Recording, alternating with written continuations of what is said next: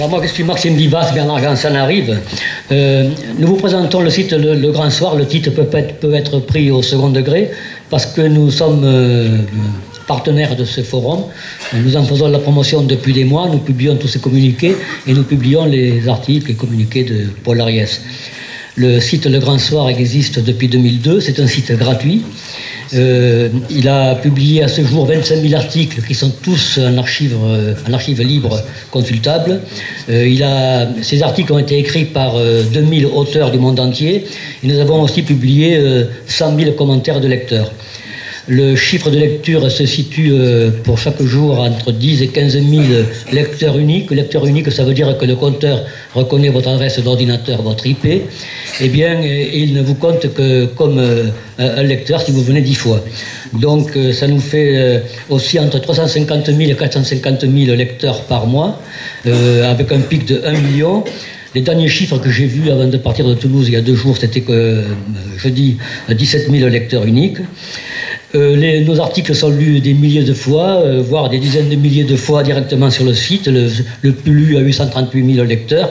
Et s'ajoutent à ça les autres sites qui reprennent nos articles et qui les publient sur leur site, et puis sans compter les réseaux sociaux, Facebook, Twitter, etc.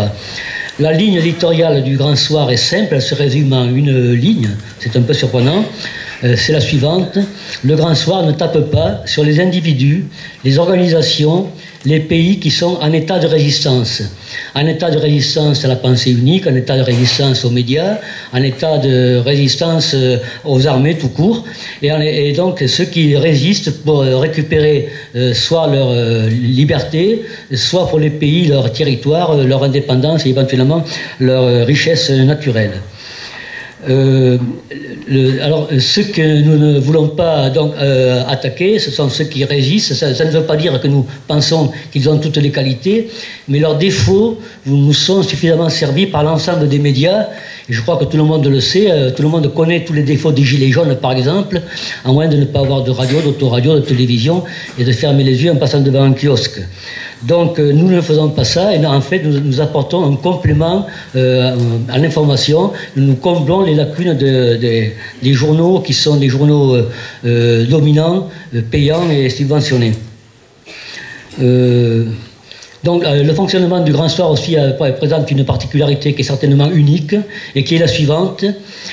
Aucun administrateur n'a le droit, est autorisé à émettre la moindre remarque sur une décision de notre administrateur. Par exemple, pour être concret, si Bernard Gansan met demain en ligne un article, je n'ai pas le droit, et je ne le fais pas d'ailleurs, et vice-versa, de lui demander pourquoi ils l'ont fait, et je n'ai pas le droit de lui dire, mais moi je ne l'aurais pas mis, etc. C'est comme ça qu'on fonctionne. Seuls ont le droit de nous contester nos lecteurs. Donc je vous disais qu'on a eu 500 000 commentaires qui ont été publiés, et j'ajoute aussi que ces commentaires-là sont modérés, et ce que nous demandons aux lecteurs, et je crois qu'ils l'ont compris, c'est de contester un article, éventuellement de l'abonder, mais de ne jamais se livrer à des dialogues, à des pugilats, et puis enfin, le Grand Soir n'est en aucune sorte un défouloir pour ceux qui ont des choses à dire. Simplement, on veut que nos lecteurs fassent partie du Grand Soir, soient un peu du Grand Soir. Tous ceux qui sont ici, je pense, aujourd'hui, ont des sensibilités qui leur permettraient de pouvoir écrire dans le Grand Soir s'ils le voulaient. J'ajoute que notre webmaster qui s'appelle Victor Dedache, qui malheureusement n'a pas pu être là aujourd'hui, qui est un provocateur, a coutume, quand il fait une conférence, de demander à son auditoire qui est contre la liberté de la presse. Je vous le demande d'ailleurs, si ceux qui sont contre la liberté de la presse peuvent-ils lever la main?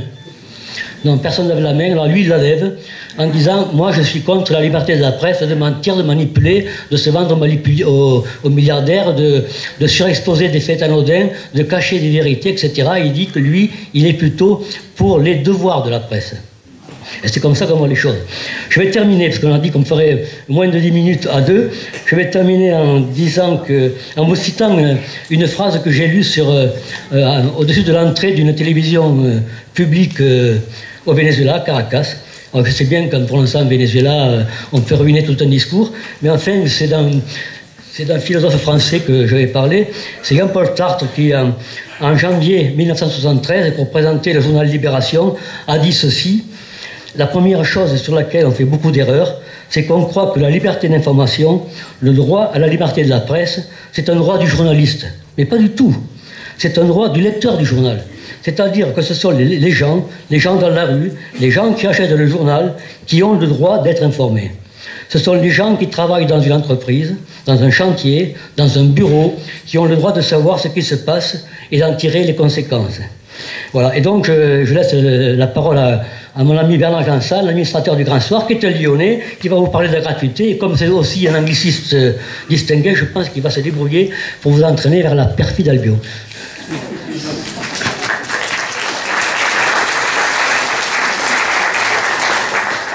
Néo-lyonnais, mais lyonnais tout de même. Je vais parler de... Vous m'entendez ou il faut s'approcher plus fort? Ça va? Je vais évoquer deux exemples de gratuité que j'ai, vu mon grand âge, que j'ai personnellement vécu. Un en France, et que vous connaissez tous, et un autre en Angleterre que vous ne connaissez peut-être un peu moins. C'est à la suite de la lecture des articles de Paul Ariès sur la gratuité, dans les services publics, que ces souvenirs me sont revenus en mémoire. Des histoires, non pas d'eau, mais de lait gratuit. Dans les années 50 en France, donc moi j'étais à l'école primaire, la majeure partie de la population croit encore, surtout dans le Nord, d'où je viens, croit encore dur comme fer aux vertus de l'alcool. Dans certaines familles normandes, on verse dans les biberons de lait une cuillerée à café de Calva. Dans de nombreux foyers français, on donne un petit coup de rouge aux gosses en partance pour la communale. Je passe aussi sur les bienfaits de la bière pour les femmes qui allaitent. C'est bien connu. Ça nous date de la guerre 14, les hommes étant tous partis au front. Il fallait que les brasseries du nord de la France et de la Belgique continuent de tourner. Donc on a trouvé qu'effectivement, plus on buvait de la bière, plus les femmes buvaient de la bière et plus elles faisaient du lait. Donc l'alcool, quand j'étais enfant, combattait les virus et les microbes. Un demi-litre de vin, de bière, de cidre par jour pour une femme, un peu plus pour un homme, ne pouvait faire que du bien. En 1954, Pierre Mendès France, qui est président du Conseil, qui est conscient des ravages de l'alcool sur les enfants, se souvient que de décembre 37 à mars 38, alors qu'il était député de l'Eure, il avait fait distribuer gratuitement à 1000 enfants d'Évreux un tiers de litre de lait par jour. Des médecins avaient été chargés de prendre les mensurations des enfants allaités et avaient constaté que le lait développait le corps des écoliers mieux que l'alcool. Mendès avait déposé, aux surprises, avait déposé un projet de loi afin de généraliser la distribution de lait dans tout le pays, mais la guerre avait fait avorter cette belle idée. Au pouvoir, au milieu des années 50, Mendès fit distribuer du lait aux enfants de 4 à 8 ans, pendant les hivers très rigoureux de 54 et 56 en particulier.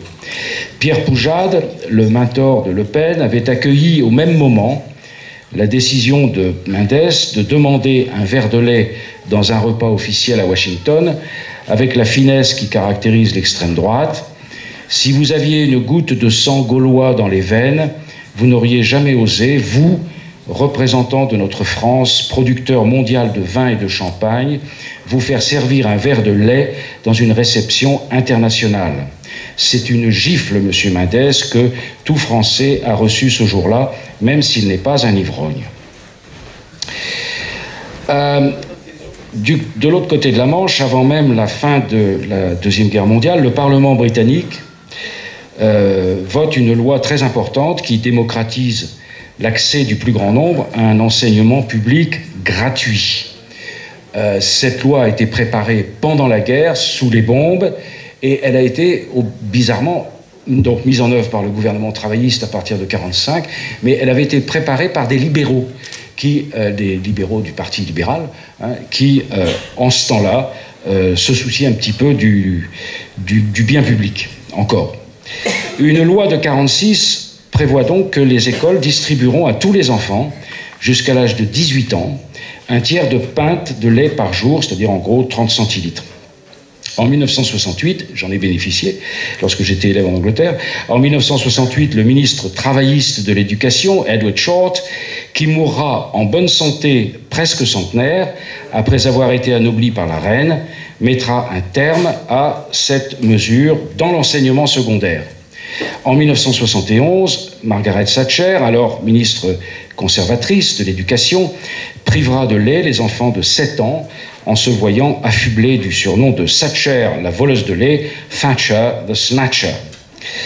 Enfin, en 1977, la ministre travailliste Shirley Williams, future anoblie elle aussi, et pourtant issue de la gauche du Parti travailliste, privera de lait les enfants de moins de 7 ans.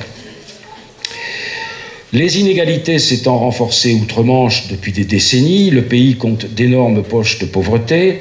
Un cinquième de la population est touché, plus particulièrement au Pays de Galles. Des enfants tombent malades parce qu'il n'y a pas de chauffage à la maison. En 2018, 140 000 foyers n'avaient plus d'électricité. Des familles de 5, 6, 7 personnes vivent dans des T2. Les prestations sociales ne cessant de baisser de manière relative ou absolue, le pourcentage d'enfants pauvres est passé de 30 à 33% en 2018. Les parents de ces enfants doivent choisir entre payer le loyer et leur offrir une nourriture correcte. Alors il y a bien sûr des associations comme par exemple Magic Breakfast, qui est une œuvre de bienfaisance, qui distribue actuellement plus de 20 000 petits déjeuners gratuits dans les écoles, qui comptent au moins 35% d'élèves ayant droit à la gratuité du repas du midi. Dans certaines écoles du Pays de Galles ou d'Écosse, 60% des élèves bénéficient de cet apport matinal gratuit qui coûte à la collectivité moins de 15 € par enfant et par an. Les résultats ne se sont pas fait attendre. Moins d'absence chez les enfants, plus d'attention en classe, donc de meilleurs résultats scolaires, ce qu'il fallait démontrer. Je vous remercie de votre attention.